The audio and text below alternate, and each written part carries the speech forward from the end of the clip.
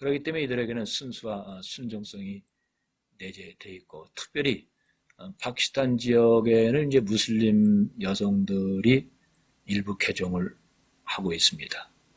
이들이 개종을 통해서 조금씩 여성들을 통한 이런 복음화 가능성이 나타나고 있죠. 단점으로는 이제 선교사에 대한 재정 기대감이 그동안 커왔습니다.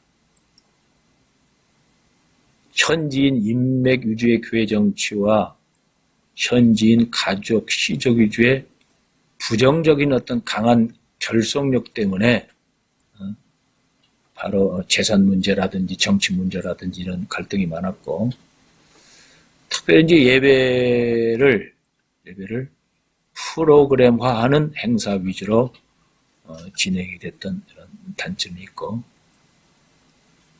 명목상 기독교인도 일부 있고, 그러다 보니까 영적 에너지가 부족하고, 교회 행정 조직은 아주 미약합니다. 우리가 장로교회에서 이야기하는 정상적인 어떤 남성교회라든지 여성교회라든지 어떤 부서, 이런 거는 상상할 수가 없는 아주 단순한 그런 교회 행정 조직을 갖고 있을 수밖에 없죠.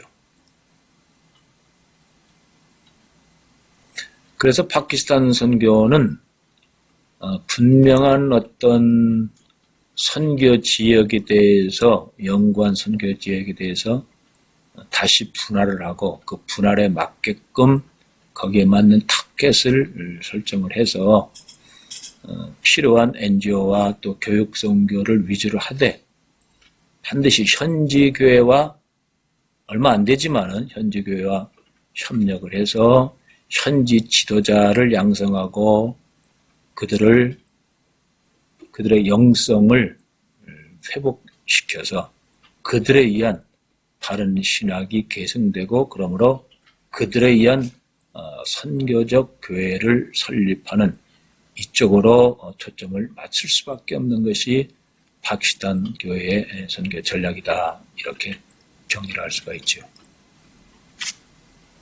자, 이제 서남아시아에 대해서 우리가 쭉 다 지역 연구를 했습니다. 즉 서남아시아면 인도, 방글라데시, 파키스탄, 이 세 나라에 있는 각종 종교, 또 문화, 역사, 또 그동안 선교가 진행되어 왔던 시기별로 진행되어 왔던 이런 내용, 또 현재 기독교의 역량, 이런 전체적을 봤습니다.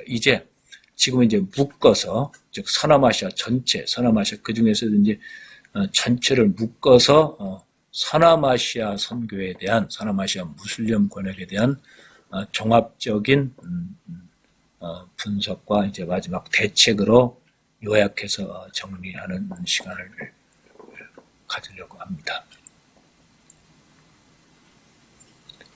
서남아시아 선교 사역은 방글라데시에서도 나왔듯이, 파키스탄에서 나왔듯이 도마이에서 선교가 시작이 됐죠. 그리고 그 다음에 이제 포르투갈 천주교 선교, 그 다음에 윌리엄 캐리에 의한 선교, 이렇게 진행이 됐죠. 그 이후에 이제 현대 선교기에 들어오면서 개신교 선교사들 중에 여기서 참 귀한 그런 영향력 있는 선교학자들이 여기서 많이 나옵니다. 뉴 비긴이라든지 스텔리 존스라든지 맥가브나이라든지 우리가 잘 아는 히버트라든지 파샬이라든지 이런 광폭적인 사역을 하면서 이들이 사역했던 내용을 잘 이론을 정리해서 문화인류학이라든지 또 뭐 상황화라든지 또 집단개종이라든지 뭐 이런 여러 가지 선교학 이론을 발전시켰던 그런 인물들이 바로 이 지역에서 나오게 됩니다. 특별히 이제 필 파샬은 심 선교회 소속입니다. 복음주의 선교사로서 선교학자로서 50년 동안 사역을 했는데 62년부터 26년간 방글라데시 무슬림 사역을 하면서 상황화 사역의 중요성을 강조를 해서 상황화에 대한 많은 아티클을 이렇게 주옥같이 발표를 했죠. 이분이 쓴 책 중에서 지금 한국말로 번역된 책이 몇 권 있죠. 십자가와 조선딸, 그 다음에 무슬림의 생활, 하디스를 읽다. 그러니까 무슬림은 꼬란과 하디스 아니에요. 꼬란은 무하마드가 직접 계시받았다고 하는 내용이고, 하디스는 무하마드의 언행록이라고 볼 수가 있죠. 즉 꼬란과 하디스를 묶어서 이제 바로 샤리아가 나오게 되는 거죠. 그 다음에 무슬림 전도의 새로운 방향, 이런 주옥 같은 선교학에 아주 필요한 이런 책들을 저술을 많이 했습니다. 이분의 그 내용을 미션 퍼스펙티브를 통해서 볼 수가 있고, 이슬람 선교의 가장 모범적인 책이라고 할 수 있는 예수 전도단에서 발행한 인카운트 이슬람이라고 하는 책이 있습니다. 아주 두껍습니다. 이 안에 이분의 아티클이 많이 이렇게 수록이 되어 있습니다. 시버트는 이제 문화인류학 분야의 최고 권위자죠. 선교사 자녀로서 인도에서 태어나서 6년간 인도 사역을 했고, 선교와 문화인류학, 또 토착화, 세계관에 대한 영역, 이런 내용들을 지표로 해서 선교학에 큰 어떤 선두적 이론을 제시를 했습니다.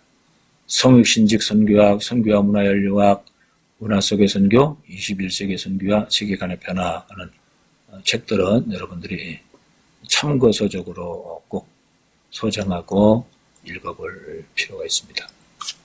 맥가브라는 우리가 잘 알죠. 3대째 인도 선교사로서 인도 문화와 언어에 탁월한 어떤 재능이 있었다고 그래요. 그리고 동질 집단 원리를 통한 교회 성장 전략을 제시했죠. 그래서 개인보다는 집단의 어떤 선교를 강조했고, 종족별 회심 선교를 강조하면서 바로 맥가브란의 이 종족이 바로 랄프 윈터의 위전도 종족 운동을 하게 된 어떤 동기가 부여가 되죠. 그렇기 때문에 이제 자연히 집단 종족을 강조했던 맥가브란이기 때문에 그동안 서양 선교사들이 이 서남아 무슬림 지역에서 해왔던 선교기지에 대한 선교 방법을 비판할 수밖에 없죠. 비판할 수밖에 없습니다. 선교지에서 회심은, 선교시에서 회심의 장애물은 신학적 요소가 아니다. 신학이 부재해서 선교지에서 회심이 안 되는 것이 아니라 문화적, 사회적 요인이 더 크다. 그러니까 문화 속으로 들어가야 된다고 하죠. 사회 속으로 들어가. 이것이 이제 집단 개정 아닙니까? 그래서 개인 및 선교지 중심, 그러니까 선교기지 중심 선교 전략에서 공동체 및 종족 중심 선교 전략으로 바꿔야 한다 하는 것이 맥가브란의 주장이었었죠. 이것이 이제 바로 인도 지역에서 발생이 된 거죠. 집단 개종 운동은 주로 이제 서양 선교사들이 북인도, 나갈랜드, 미조람, 마니푸르 지역에서 몽골계와 미얀마, 버마 사람들, 카렌족 위주로 전개가 됐었죠. 그래서 지금도 나갈랜드라든지 이쪽 미얀마 북부 카렌족은 기독교 신자가 많이 있는 겁니다. 중요한 것은 이제 이슬람의 주류는 아리안족이죠. 인도는 이제 아리안족 위주의 무슬림인데 여기에 대해서 이제 집단 종족이라든지 집단 개정을 적용하지 못했던 것이죠. 그래서 이제 필 파샬의 무슬림에서는 집단 어떤 개정보다는 상황화 전략이 더 중요하다. 그리고 상황화 전략이 바로 여기에 대한 부정적인 이론으로 여기서 대두가 된 것이죠. 그래서 무슬림들이 예수님을 따르기 위해 무엇을 해야 할 것인가? 큰 화두입니다. 예수님을 따르는 선교사들은 과연 무슨 일을 해야 하느냐? 이런 상황 속에서 여기에서 이제 내부자 운동도 나오고 여러 가지 이론들이 나오게 되죠. 자, 한국 선교 역사 다시 한번 정리해 보는 겁니다. 전재옥 박사죠. 1961년도 감리교에서 최초로 한국 여성, 동양 여성으로서 최초로 파키스탄 선교사로 파송을 받습니다. 남부 지역인 신두주 중심으로 해서 카라차치에서 주로 교육 사업을 주로 했죠. 그러다가 이제 기회가 돼서 런던에 가서도 공부하고 풀러에서도 이제 공부를 하면서 한국에 들어와서 이슬람 전문 어떤 연구소를 만들어 가지고 현재 한국 선교계의 대모가 돼 있고 이슬람 전문가로 이렇게 정평을 받고 있습니다.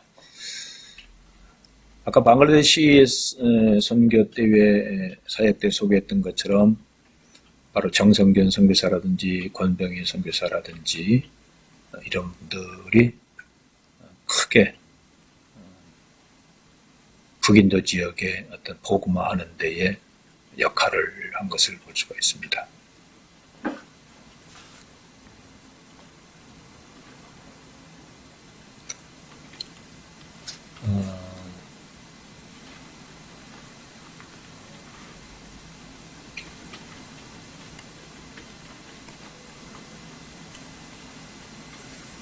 한국 침례교가 인도 선교에 큰 역할을 합니다. 아주 모범적인 사례입니다.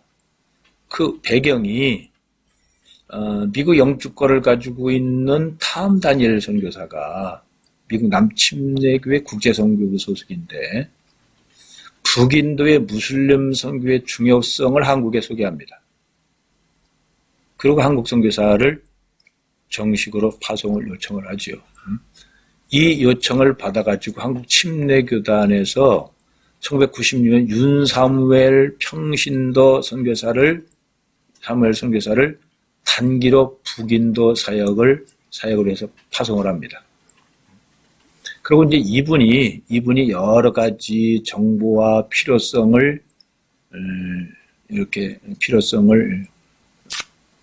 대해서 소개를 하고 또 요청을 함으로 인해서 한국 침례교단은 세 선교사를 유니트로 해서 세 가정을 팀으로 파송합니다. 김바울, 곽야곱, 이여호수아. 이 세 가정이 15년간 북인도 지역을 집중적으로 선교를 합니다. 전략적 선교를 하는 것이죠. 윤사무엘 선교사는 이제 델리에서 단기 사역을 종료하고 와서 침례교단에 이제 동원을 요청했고 그 동원에 의해서 이제 새 선교사가 들어갔고 윤사무엘 선교사는 이제 국내에서 파키스탄 이주민 사역을 하다가 다시 북인도 데라툰으로 들어갑니다. 들어가서 유피주와 또 사람푸 지역에서 무슬림을 대상으로 해서 제자훈련과 교회 개척과 학교 사역을 하게 됩니다.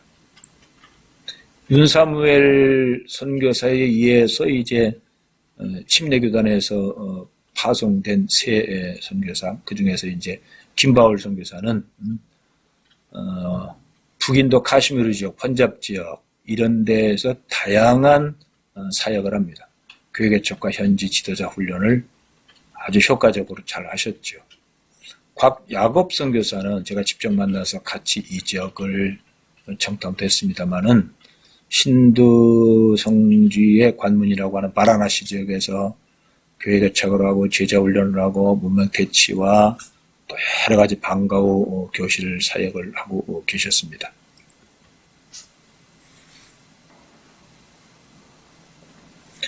이제 역사와 종교와 정치적 관점에서 서남아시아 무슬림권에 대한 분석을 한번 해보겠습니다.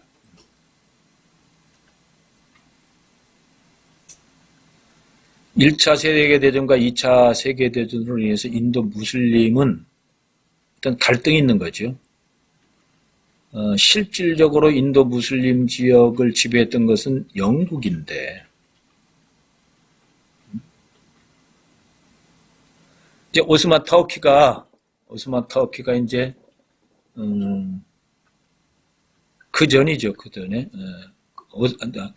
영국인데 영국과 이제 오스만 터키와 또 적대적인 이런 관계를 가짐으로 인해서 오스만 터키의 무슬림의 영향을 받았던 이들, 그러면서 또 영국으로부터 어떤 영향을 받았던 이들 간의 정신적인 어떤 종교적인 갈등과 혼란을 갖게 됐던 것이죠.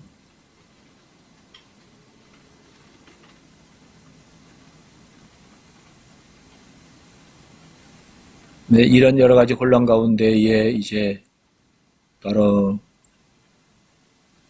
파키스탄과 병합이 되고, 파키스탄과 아프가니스탄은 또 외교가 단절이 되고, 인도와 파키스탄이 분리가 되고, 이런 과정 속에서 힌두와 무슬림 간의 폭동과 학살 등 상상할 수 없었던 그런 핍박, 이런 내용들이 그때 발생을 하게 됩니다. 그러므로 이제 3차 인도와 파키스탄 전쟁이 전개가 되면서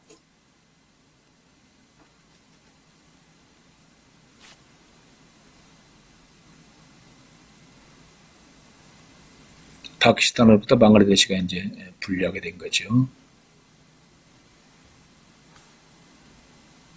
기독교적 관점에서 보겠습니다. 인도는 이제 남인도, 북인도, 또 북동부 각각 다른 상황입니다. 기독교가 각각 달라요. 즉 남인도 지역은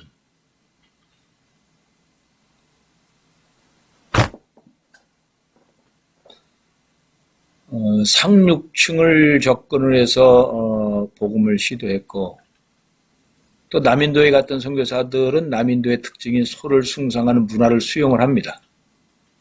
그러므로 또 이제 현지인으로부터 이제 신뢰를 받아서 복음화율이 7%까지 가는 좋은 효과를 거두게 됩니다. 북인도 지역 선교는 영국 식민지 당시 수도였던 델리라든지 컬카타라든지 뭄바이를 중심으로 해서 방금 앞에도 소개했던 선교기지 접근법으로 해서 최하층에 대한 집중 선교를 하게 되죠.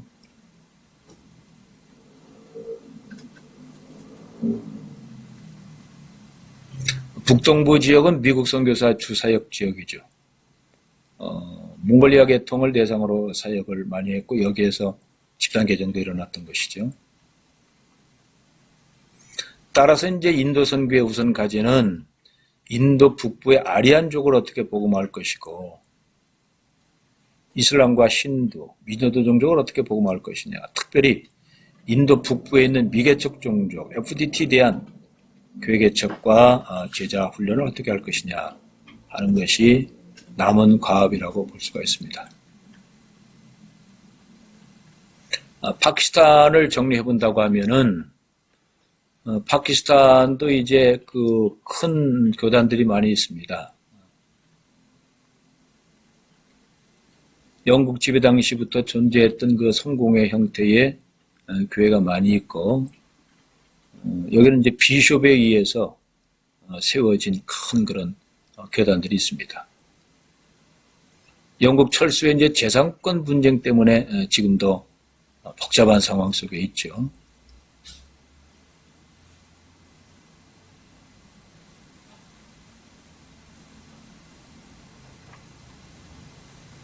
파키스탄은 그래서 미션이 비즈니스다 될 정도로 비판을 많이 받고 있는 상황이 됩니다. 그러다 보니까 이제 파키스탄 일부 교회에서는 미국이나 캐나다, 호주 등 해외 교회들과 무분별하게 정통, 비정통을 따지지 않고 연결해서 어떻게든지 보여주식으로 해서 그들로 하여금 물질을 도움받고자 하는 것이 어떻게 보면 경쟁적으로 일어났던 것이 파키스탄 지역이었습니다. 그러다 보니까 2012년도 만민중앙교회 이재록을 초청해가지고 7개 도시를 순회하면서 세미나라고 대형 집회를 하죠. 그러니까 이제 만민교회는 파키스탄의 56개 교회를 만민교회 지교회로 세우면서 또 나름대로 정통인 것처럼 그렇게 광고도 하고, 파키스탄 교단협의회에서는 80개 이상 교단 총회장과 교단 대표로 구성된 파키스탄 교단협의회, 여기에서 이재록을 국제이사장으로 추대해야 되고, 여기에 맞춰서 또 이재록은 파키스탄에 있는 전국 방송 채널을 확보해서 이단 복음을 전하는 그런 안타까운 것이 진행되고 있었죠. 방글라데시는 NGO 무덤이라고 하는 오명이 있습니다. 1971년 독립 후에 국가재건과 열악한 환경을 극복하기 위해서 교회기관을 통해서 많은 국제 NGO 단체들을 끌어들인 거죠. 그러고 NGO 단체로부터 지원을 많이 받는 과정에서 교회와 지도자의 부정부패가 생긴 겁니다. 한국도 여기에 네이버스라든지 굿피플이라든지 국제기아 대책들이 활동을 많이 했죠. NGO는 여러분 잘 아는 것처럼 현지인이 필요로 한 총체적인 사역을 할 수가 있고, 그러면서 이제 선호적으로 인정을 받기 때문에 필요를 채워주기 때문에 당연히 나라에서는 비자를 해결을 해주죠. 그러나 NGO는 공식적으로는 복음을 전할 수 없기 때문에 제자 양성보다는 직원을 고용해서 그 직원을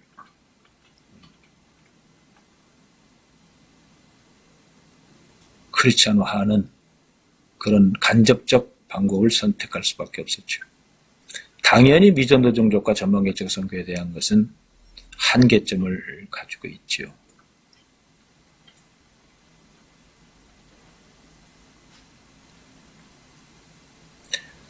방글라데시는 무분별한 교회 건축 때문에 한국 교회에 피해를 입힌 사례도 많이 있습니다. 또 현지 사역자와 선교사 간 어떤 종속 관계로 인해서 잘해받지 못했던 그런 교회도 일부 있었고, 그로 인해 교회가 선교적 교회가 되지 못했고, 교회가 정상적인 체제로 발전할 수 있는 기회를 놓친 경우가 방글라데시에서 종종 있었습니다. 방글라데시는 98%가 벵갈족이에요. 이 사람들을 대상으로 미전도 종족을 해야 되겠죠, 사역을. 그러나 선교 사역이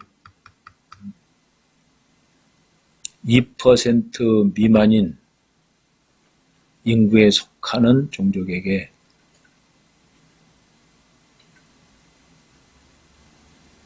집중적으로 할 수밖에 없는 이 상황, 이것을 극복해야 되겠죠.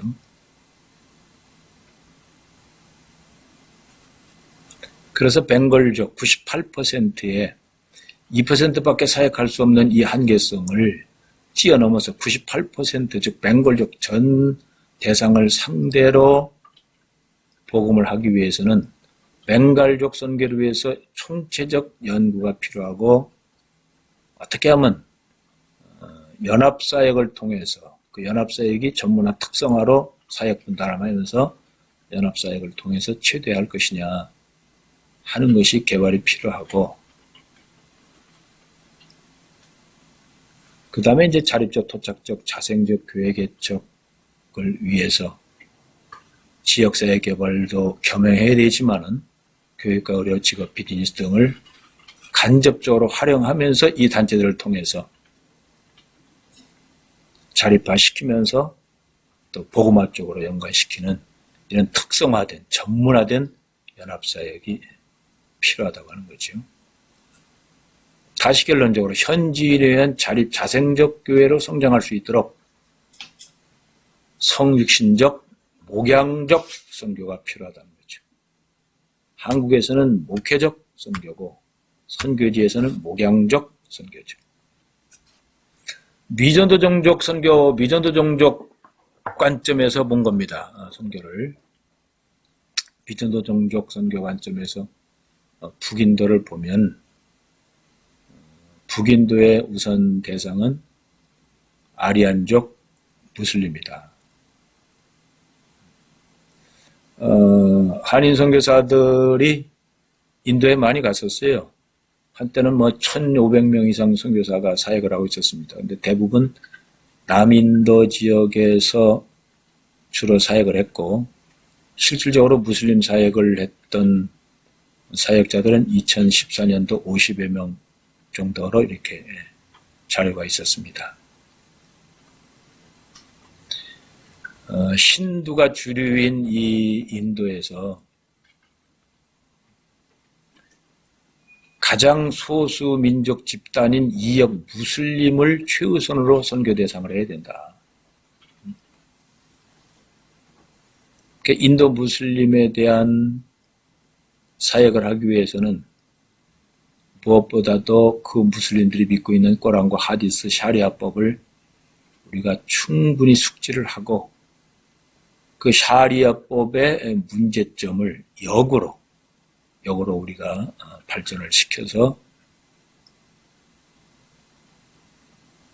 북인도 무슬림을 전도하고 또 그들을 통해서 인도 북부 지역을 복음화하는 이런 전략이 필요한 거죠. 파키스탄은 한국교회가 사역할 수 있는 정보 자료가 다른 나라에 비해서 부족합니다. 그래서 더 5개 지역에 대해서 인종문화에 대한 집중 연구가 필요하고 특별히 미전노동족에 대한 연구가 필요하죠.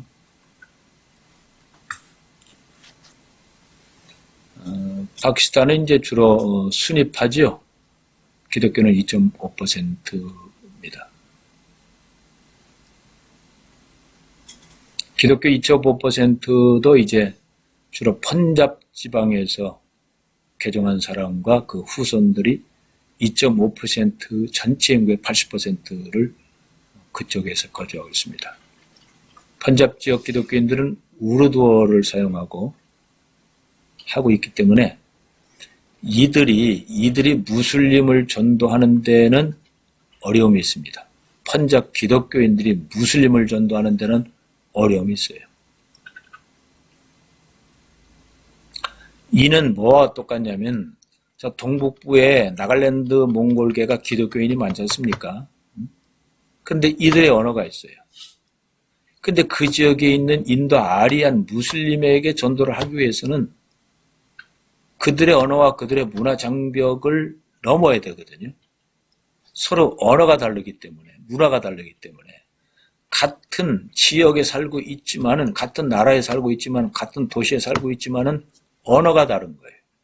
종교가 다르고 언어가 다른 거예요. 그래서 어떤 같은 지역에 살지만은 종교가 다르고 언어가 다른 이들을 어떻게 그들의 언어와 그들의 문화와 그들의 모든 철학을 이해하면서 그들을 복음화시킬 것이냐 하는 것이 참 어려운 문제죠.